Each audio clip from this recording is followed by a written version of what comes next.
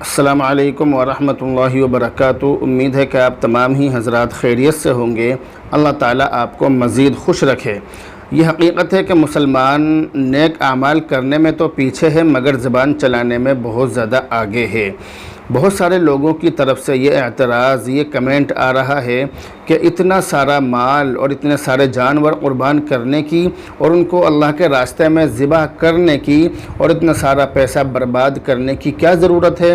اگر یہ سارا کا سارا پیسہ غریبوں میں تقسیم کر دیا جائے، اگر یہ سارا کا سارا پیسہ مسلمانوں کی ترقی کے لیے خرچ کر دیا جائے تو اس سے مسلمانوں کا بہت زیادہ فائدہ ہوگا اور مسلمانوں کا بھلا ہوگا۔ ایسا کہنا بالکل غلط ہے، ایسا سمجھنا بالکل غلط ہے۔ یہ مذہب اسلام کی روح کے خلاف ہے۔ قربانی اللہ کو بہت زیادہ محبوب ہے، بہت زیادہ پسندیدہ ہے، اور ان دنوں میں، ان 3 دنوں میں قربانی سے زیادہ محبوب کوئی عمل اللہ کو نہیں ہے، قربانی سے زیادہ کوئی عمل اللہ کو پسند نہیں ہے۔ جو لوگ اس طرح کا اعتراض کرتے ہیں وہ مذہب اسلام کی نبض سے اور مذہب اسلام کی حقیقت سے اور مذہب اسلام کے مزاج سے ناواقف ہیں، وہ اس کے بارے میں جانتے نہیں ہیں، اس لیے ایسی باتیں کرتے ہیں۔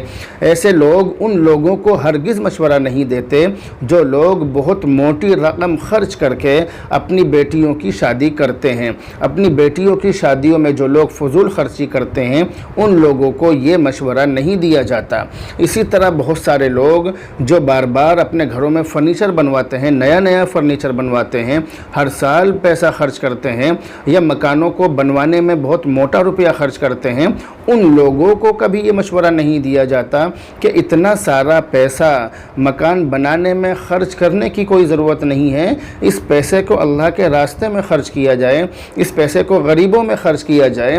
اس طرح کی کوئی چیز ان کی طرف سے ان لوگوں کے لیے نہیں ہوتی ہے۔ اسی طرح سے جو لوگ فضول خرچی کرتے ہیں، جو لوگ الٹے سیدھے کاموں میں، الٹی سیدھی چیزوں میں پیسہ خرچ کرتے ہیں، ان لوگوں کو کبھی یہ مشورہ نہیں دیا جاتا کہ یہ سارا کا سارا پیسہ غریبوں میں تقسیم کیا جائے۔ اسی طرح جو لوگ اپنی عیاشی پر بہت موٹا روپیہ خرچ کرتے ہیں ان لوگوں کو بھی کبھی یہ مشورہ نہیں دیا جاتا کہ اس سارے پیسے کو بچا کر غریبوں کو دیا جائے اور مسلمانوں کی ترقی پر خرچ کیا جائے۔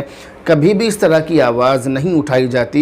لیکن ہاں، جب عید الاضحیٰ آتی ہے، جب مسلمان قربانی کی تیاریوں میں لگتے ہیں، جب مسلمان قربانی کرنا چاہتے ہیں تو مسلمانوں کی طرف سے ہی، اور خاص طور سے وہ مسلمان جو اپنے آپ کو بہت زیادہ پڑھا لکھا مانتے ہیں اور اپنے آپ کو بہت اچھا مانتے ہیں اور اپنے آپ کو بہت زیادہ سلجھا ہوا اور سماج کا ذمہ دار مانتے ہیں، سماج کا اپنے آپ کو رہنما اور رہبر مانتے ہیں، ان لوگوں کی طرف سے یہ اعتراض عید الاضحیٰ پر آ جاتا ہے کہ اتنا سارا پیسہ خرچ کرنے کی کیا ضرورت ہے؟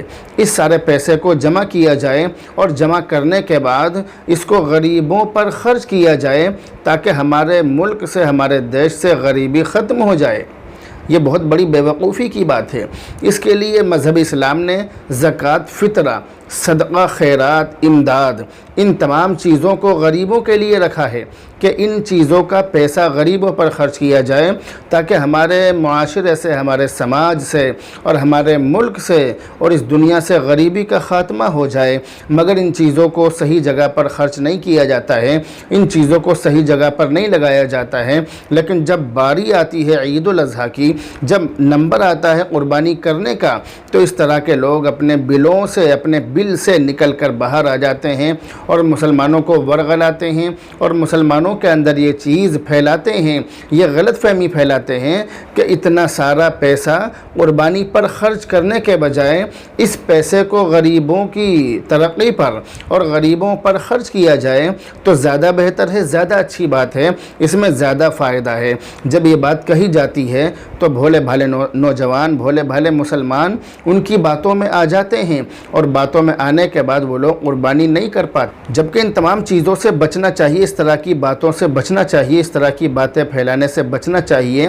مذہب اسلام نے ایسا نہیں ہے کہ سارا کا سارا مال خرچ، سارا کا سارا مال خون بہانے پر ہی خرچ کرنے کا حکم دیا ہو، بلکہ بہت سارے راستے ایسے بتلائے کہ جن سے غریبوں کی امداد اور مدد کی جا سکتی ہے۔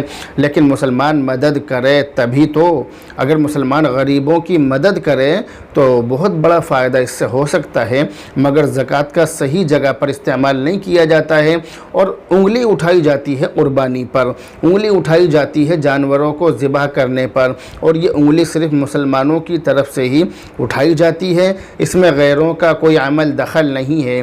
جب مسلمان اس طرح کی باتیں کریں گے تو پھر غیر بھی اس طرح کی باتیں کریں گے، وہ بھی مسلمانوں کے خلاف اس طرح کی زہر افشانی کریں گے اور مسلمانوں کے خلاف اس طرح کی باتیں پھیلائیں گے۔ اس لیے اس طرح کی باتیں پھیلانے سے بچنا چاہیے۔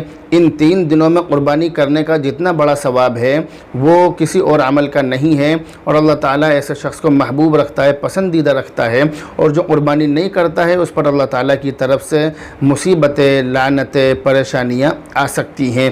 اس لیے ان دنوں میں قربانی ہی کرنی چاہیے۔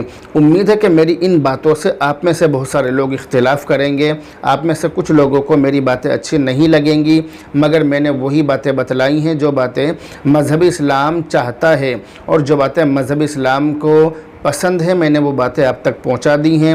ماننا یا نہ ماننا یہ آپ کی مرضی ہے، حق بات اور صحیح بات آپ تک پہنچا دینا یہ ہماری ذمہ داری ہے۔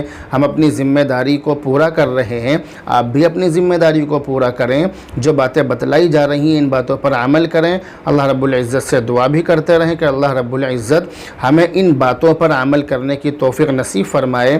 تو بہرحال اب آپ سے رخصت ہوتے ہیں، دعاؤں میں یاد رکھیں۔ السلام علیکم ورحمۃ اللہ وبرکاتہ۔